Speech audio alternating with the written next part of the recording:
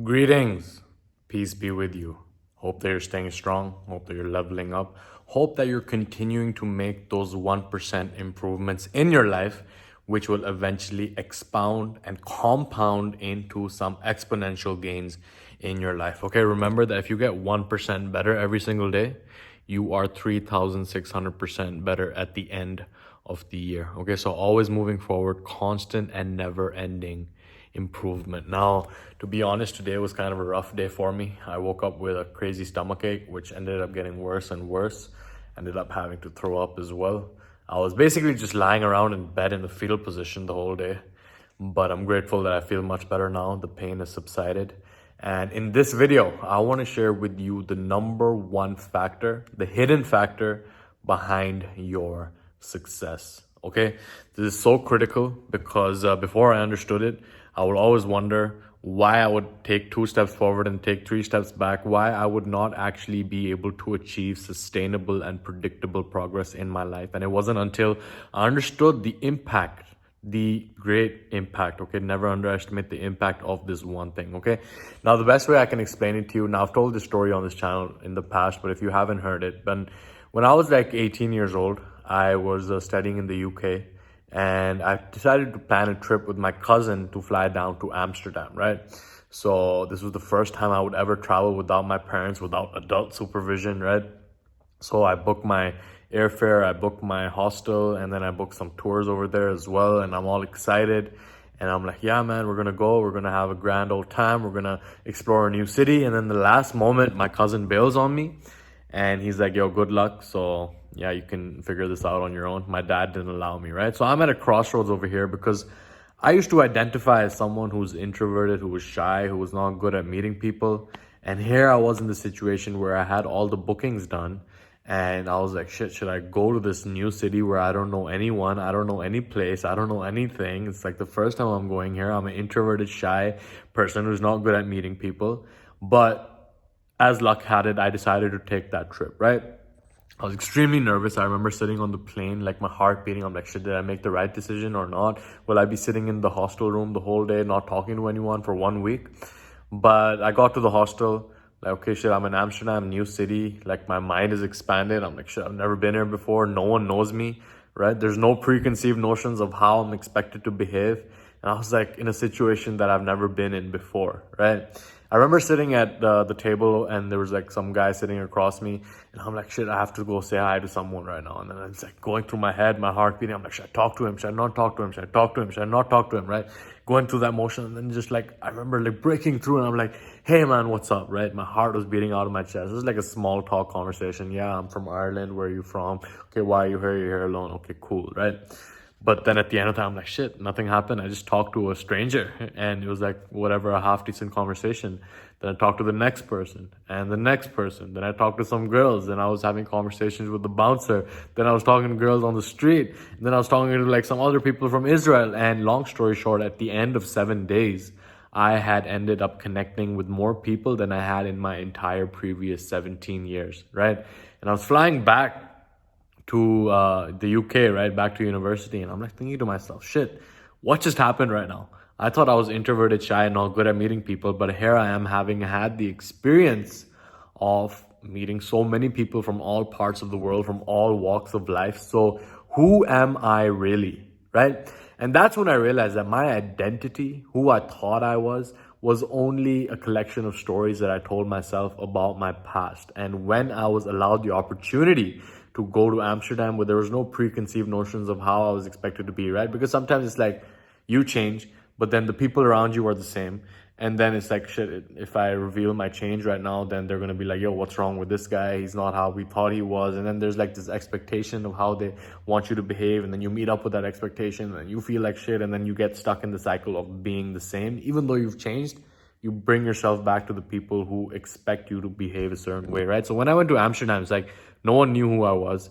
No one knew what my backstory was. I could like express a side of myself that I had never expressed before, and I experienced a side of myself that I had never experienced before, right?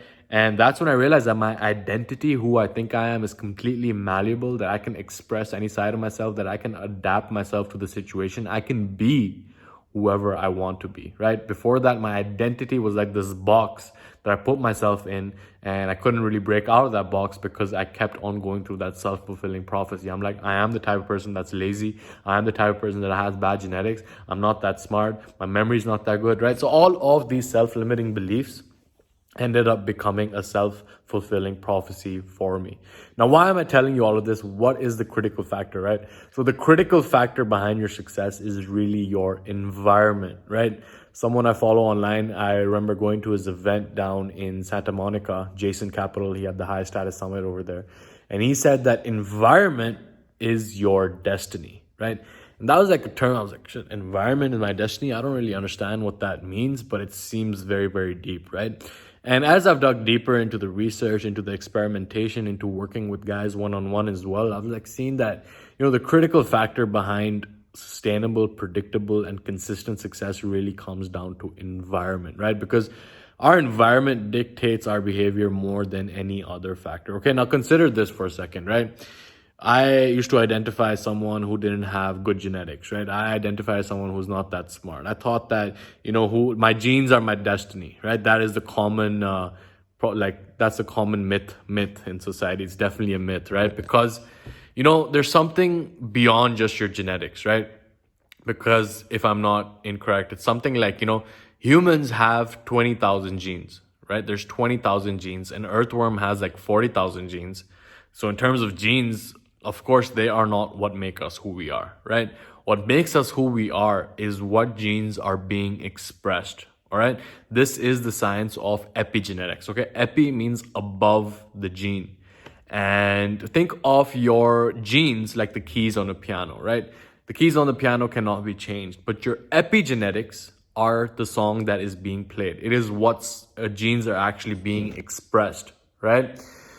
So you can play an infinite number of songs. You can express an infinite number of genes, right? It all depends on what environment you're exposing yourself to, because that is what determines what genes are being expressed, right? Your inner environment. What are you feeding yourself? Are you nourishing yourself with food that is well grown, that is well kept, that is actually nourishing your body?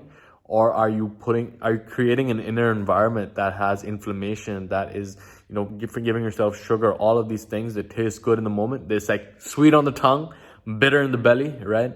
So it's very important to consider that not only on a psychological level, which I'll be getting deeper into as well, but on a physiological level, your genetic code that is being expressed, which is your epigenetic code, is literally dependent on the environments that you expose yourself to, right? Inner, outer environments, the people around us, right?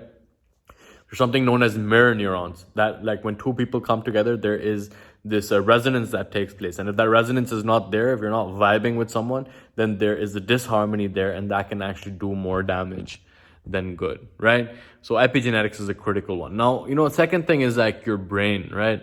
Because your brain can literally rewire itself as well. I thought that I was a certain type of person. I experienced a different side of myself. I realized that I don't even know who I am. I'm just this evolving form of pure awareness that can create itself anew, right? And what neuroplasticity tells us, right? It's like our brain is not just this artifact that's solid, that's sitting there and not changing, right? Our brain literally rewires itself in reflection to new experiences in the environment as well. Okay, this is the science of neuroplasticity. So not only do your genes express separate sides of themselves, but your brain literally rewires itself according to the experiences that you have as well. Okay, so do not underestimate the importance, the impact that your environment has on your behavior. Your behavior drives towards your destiny, right? It is in your moments of decision that your destiny is shaped. That's what Tony Robbins said. And so many times our decisions are impacted not by our higher self, not by what we truly know is the best thing for us, but by external circumstances that end up influencing the way that we behave, right? It's way easier to quit eating sugar if you don't have a bunch of chocolate lying in your fridge or whatever it is, right? It's way easier to stick to a certain habit if you create less friction towards it, right? If your gym is an hour away, you'll be less likely to actually follow through with it. On the other hand, if you're training at home, then it'll be much less friction for you to actually follow through with it, right? So environment is destiny, right? if I can really implement this stuff, if you can really understand the impact of your surroundings, not only your outer surroundings, but your inner surroundings, right? Your food, your stress levels, all of these things actually impact your state of being.